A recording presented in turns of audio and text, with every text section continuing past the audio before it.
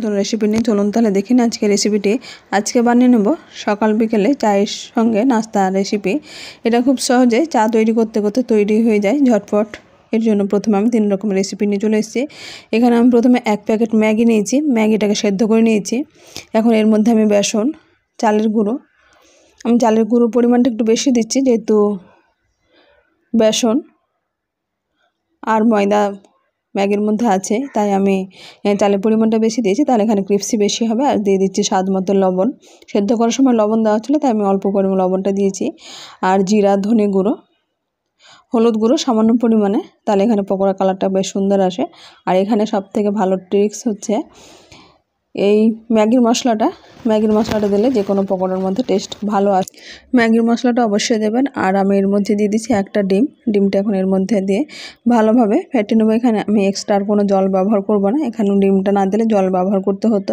আর যেহেতু এখানে আমি বেসন ময়দা বেশি পরিমাণে দিইনি, এর ম্যাগিটা সেদ্ধ করার পরে যে একটা আঠালো ভাব থাকে তাতে কিন্তু বেসন আর চালের গুঁড়োটা সম পরিমাণে হয়ে যাবে। এইদিকে এটা আমি ভালোভাবে মেখে নিলাম। এখানে কিছুটা আমি পেঁয়াজ কুচি, লঙ্কা কুচি দিয়ে ভালোভাবে মেখে নিলাম। এদিকে ওভেনে একটা কড়াইতে আমি তেল বসিয়ে দিয়েছি এটা ভাজার জন্য। পর্যাপ্ত পরিমাণ তেল দিয়ে তেলটা গরম করে নিলাম। এখন এর মধ্যে আমি পকোড়ার সাইজ করে দিয়ে দেবো। এখানে চাইলে আপনি ছোটো বড়ো সাইজ করে নিতে পারেন নিজেদের পছন্দ মতো করে। এখন ফ্লেমটা আমি দেওয়ার পরে মিডিয়াম করে দেবো। মিডিয়াম ফ্লেম করে নিয়ে উল্টে পাল্টে গোল্ডেন ব্রাউন কালার করে ভেজে নেবো। এখানে খুব সহজে এরকমভাবে আপনি কুড়মুড়ে ম্যাগির পকোড়া তৈরি করে নিতে পারেন। আমরা অনেক রকম পকোড়া খেয়ে থাকি, কিন্তু এরকমভাবে একবার চায়ের সঙ্গে ম্যাগির পকোড়া খেয়ে দেখুন, দুর্দান্ত স্বাদের হয়। এটা খুব সহজে ঝটপট তৈরি হয়ে যায়। চা তৈরি করতে করতে এটা তৈরি হয়ে যাবে। এরপরে চলে আসছি আমি সুজির পকোড়া। এটা একটা দুর্দান্ত স্বাদের নতুন সুজির পকোড়া। এরকমভাবে তৈরি করলে যে কোনো সস, টমেটো সসের সঙ্গে খেতে দুর্দান্ত লাগে। এর জন্য প্রথমে আমি একটা বাটির মধ্যে নিলাম 1 কাপ সুজি। সুজিটা হালকা খোলা, এটা ভাজা আছে, সেটা আমি তেল ছাড়াই ঘি ছাড়াই ভেজে রেখেছি। এর মধ্যে আমি দিয়ে দিচ্ছি ক্যাপসিকাম কুচানো, গাজর কুচানো, বিনস কুচি, পেঁয়াজ কুচি, রসুন কুচি, আদা কুচি। এখানে চাইলে আপনারা পেঁয়াজ রসুনটা বাদ দিতে চান তো বাদ দিয়ে দেবেন। এখানে পেঁয়াজ রসুন যারা খেতে চান না তারা পেঁয়াজ রসুন দেবেন না। আমি দিয়ে দিচ্ছি কাঁচা লঙ্কা কুচানো। এখানে লঙ্কার পরিমাণটা আপনার কম বেশি করে নেবেন। এখানে যেহেতু বাচ্চারা খাবে বলে অল্প পরিমাণে আমি কাঁচা লঙ্কা দিয়েছি, যতটুকু ঝাল হয় ততটুকু দিয়েছি। আর দিয়ে দিচ্ছি ঘরে পাতা 1/2 কাপ টক দই আর স্বাদ মতো লবণ। এখানে যেহেতু টক দই দেওয়া আছে তাই অল্প পরিমাণে চিনি দিয়ে দেবো। আর দিয়ে দিচ্ছি কাঁচা লঙ্কা কয়েকটা কুচিয়ে রেখেছি, সেটা দিয়ে দিলাম। হলুদ গুঁড়ো। এখানে যদি টক দই না থাকে তাহলে আপনার ডিম দিয়ে এটা তৈরি করে নিতে পারেন। ডিম দিয়ে কিন্তু পকোড়াটা খেতে দুর্দান্ত স্বাদের হয়। এখন টক দইটা দিয়ে সুজিটা মাখতে যতটুকু প্রয়োজন ততটুকু জল ব্যবহার করব। আর দিয়ে দিচ্ছি ম্যাগি মশলা। এক্সট্রা এগুলো ম্যাগির মশলা কিনে পাওয়া যায়, সেটা আমি এখন দিয়ে দিলাম। ম্যাগির মশলায় পকোড়ার টেস্ট কিন্তু দুর্দান্ত স্বাদের হয়। এখন আমি ভালোভাবে সুজির সঙ্গে মেখে নেব। এখানে আমি দই দিয়েছি বলে জলের ততটা প্রয়োজন হয়, এখানে জল ছাড়া দুধ দিয়ে এটাকে মেখে নিতে পারেন। হালকা উষ্ণ দুধ দিয়ে যদি এটা মেখে নেন তাহলে কিন্তু আরও টেস্ট ভালো হয়। এখন চামচের সাহায্যে এটা ভালোভাবে আমি মেখে নিচ্ছি। এটা ভালোভাবে মাখা হয়ে গেলে এটা রেস্টে রেখে দিতে পারেন 10 থেকে 15 মিনিটের জন্য। এটা 10 মিনিট আমি রেস্টে রাখছি না। এটা ভালোভাবে একটু মেখে চেখে এটা ভালোভাবে আমি এটা মেখে নিলাম। এখন এর মধ্যে দিয়ে দিচ্ছি ইনো। এখানে চাইলে আপনারা বেকিং পাউডার, বেকিং সোডা দিতে পারেন। ইনো যদি না থাকে তাহলে এটা ইনো দিয়ে তৈরি করে নিতে পারেন। এখন আমি এখানে অল্প পরিমাণে জল দিয়ে এটাকে আমি ভালোভাবে ফেটিয়ে নেব। এখন এটা রেস্টে রেখে দেব 10 মিনিটের জন্য। 10 মিনিটে কিন্তু ভালোভাবে এটা সেট হয়ে যাবে। এখন অন্যদিকে ওভেনে কড়াইতে তেল গরম করে নিয়েছি। তেলটা ভালোভাবে গরম হয়ে গেছে। এখন পকোড়ার শেপ করে আমি দিয়ে দিলাম তেলের মধ্যে। এখানে তেলের মধ্যে দিতে দিতে কিন্তু বেশ ভালোভাবে এটা ভাজা হচ্ছে। তেলটা ভালোভাবে গরম হয়ে গেছে। এখন মিডিয়াম ফ্লেম করে নিয়ে আমি একটু কালার করে ভেজে নেব। এটা একটু সময় নিয়ে ভাজতে হবে, তাহলে এখানে ভেতর থেকে একেবারে মুচমুচে হবে, উপর দিয়ে কালারটা বেশ সুন্দর আসে। ফুল ফ্লেমে ভাজলে কিন্তু উপর দিয়ে কালারটা খুব তাড়াতাড়ি চলে আসে, ভেতর দিয়ে কাঁচা থাকে এবং ক্রিস্পি হয় না। তাই এটা যতটা মিডিয়াম ফ্লেম করে পারা যায় ততটা ক্রিস্পিভাবে এরকমভাবে ভেজে নিতে হবে। এরকমভাবে আমি সবগুলোই পকোড়া মিডিয়াম ফ্লেম করে ভেজে উঠিয়ে নিলাম। খুব সহজে তৈরি করে নিতে পারবেন সুজির পকোড়া। আপনাদের কোন রেসিপিটি ভালো লাগলো সেটা অবশ্যই কমেন্ট বক্সে কমেন্ট করবেন।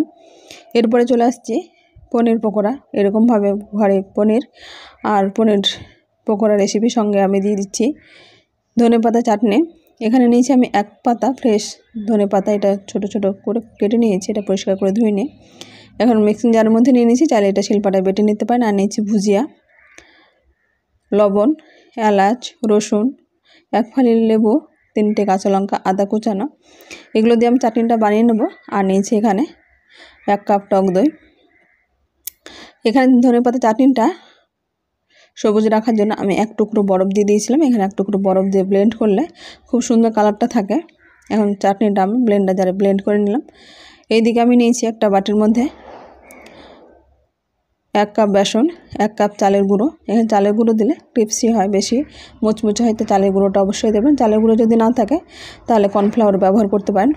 আমি এখন দিয়ে দিচ্ছি একটা প্লেটের মধ্যে নিয়েছি লবণ, হলুদ গুঁড়ো, জিরা ধনে গুঁড়ো, লঙ্কা বাটা, রসুন বাটা, আদা বাটা, এগুলো সবগুলো কিন্তু পরিমাণ মতো নেব। এখন বেসনের ব্যাটারটা গুলে নেব। বেসনের ব্যাটারটা এরকমভাবে মেখে নিলে সবগুলোই কিন্তু বেগুনি তৈরি করেন, কুমড়োর বেগুনি, যেটাই তৈরি করুন না কেন, যে কোনো পকোড়ার মধ্যে এটা বেসনের গোলা তৈরি করলে এরকমভাবে পারফেক্ট একটা লিকুইড তৈরি করে নিলে যে কোনো কিছু পারফেক্টভাবে তৈরি করে নিতে পারবেন।